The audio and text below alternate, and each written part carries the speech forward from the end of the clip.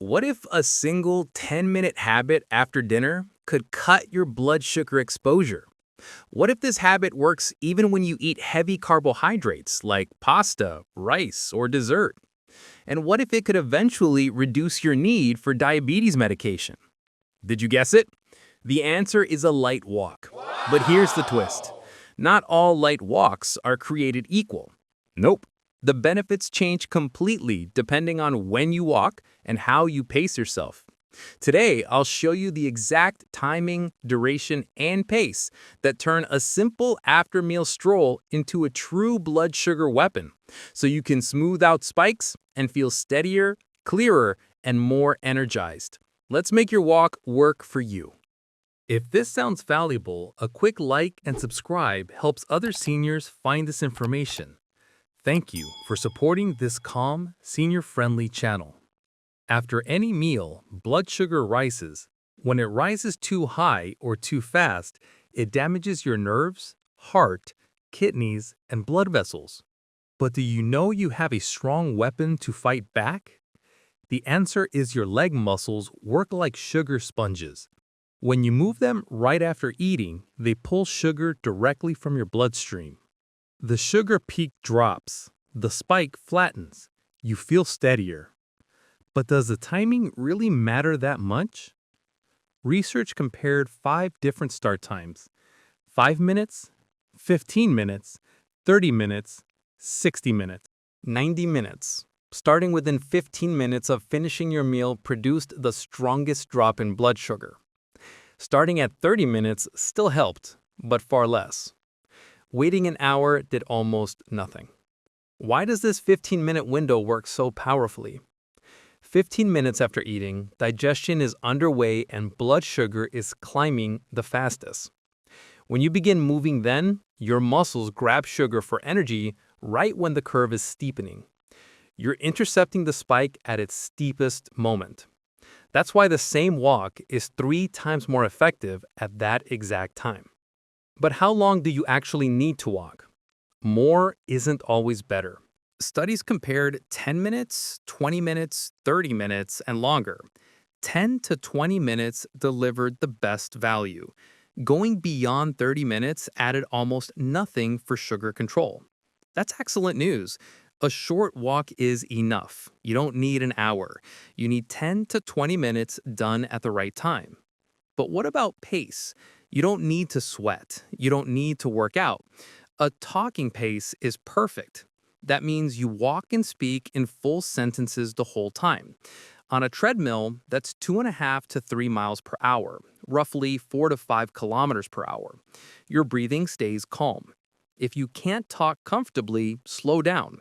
If you could sing easily, speed up slightly. Comfort guides you. But what if you just ate a huge plate of pasta or rice? The encouraging news is that a gentle post-meal walk still lowers blood sugar after high-carb and high-glycemic meals. The walk doesn't need to be intense, it just needs to happen.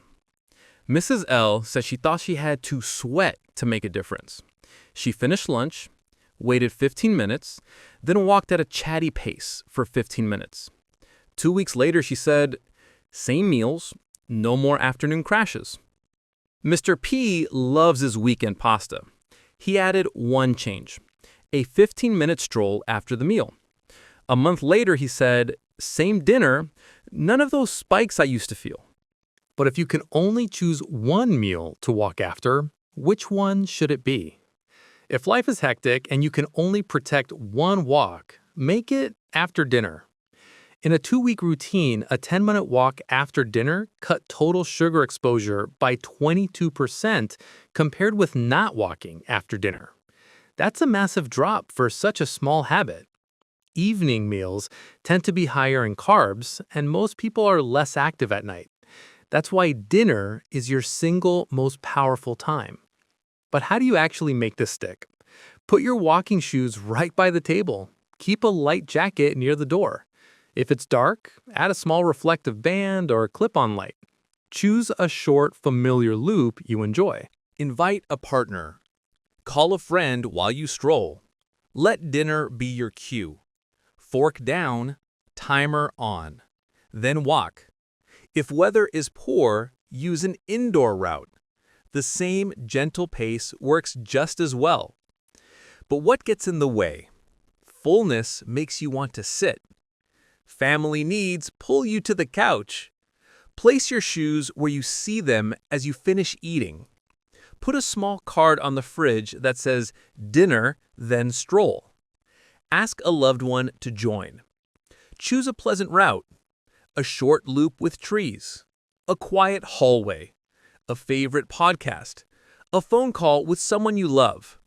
Small pleasures help habits stick. But how fast will you feel a difference? In the first few days, many people notice they feel less sleepy after meals, fewer crashes an hour or two later. Over the next couple of weeks, the routine becomes automatic. The hardest part is often just the first 2 minutes. Make a kind rule. Just open the door and begin. Most of the time, once you start, you keep going. And if you miss a day, no shame. Just begin again at the next meal. But what if you have joint pain or limited mobility? Shorten the distance, slow the pace, walk near a counter or railing you can hold. Pause whenever you need to. Even a few minutes of calm movement after a meal beats none. Consistency matters more than intensity. The habit is the medicine. But is this actually safe for everyone? Move at a pace that feels comfortable.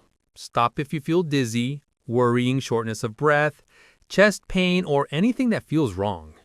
If you take prescription medications or manage diabetes, heart disease, or high blood pressure, speak with your clinician before making changes, especially if you use insulin or medicines that lower blood sugar.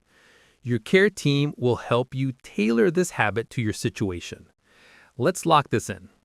A gentle walk after meals steadies blood sugar. It works even after carb-heavy or high glycemic foods. 10 to 20 minutes is the sweet spot. Start within 15 minutes of finishing your meal for the strongest effect. If you can choose only one time, choose after dinner. A 10-minute dinner walk lowers total sugar exposure by 22%. Here's your action step this week. Pick 2 evenings. After dinner, wait 10 to 15 minutes. Then walk at a comfortable, talk-friendly pace for 10 to 20 minutes. Put those 2 walks on your calendar right now. When you finish, notice how you feel for the next hour. That feedback will motivate you to repeat it. Next time, we'll look at simple breakfast tweaks that help you feel steady all morning without giving up the foods you love. Small changes, big impact, done kindly. If you're starting your walk today, share your experience in the comments so others can be inspired. When will you take your first after-dinner walk? And where will you go? Are you a morning walker or do you prefer evening strolls? Your story could be just what someone else needs to begin their journey. Thank you for spending this time with me. Wishing you steady steps, calm energy, and a healthy week ahead.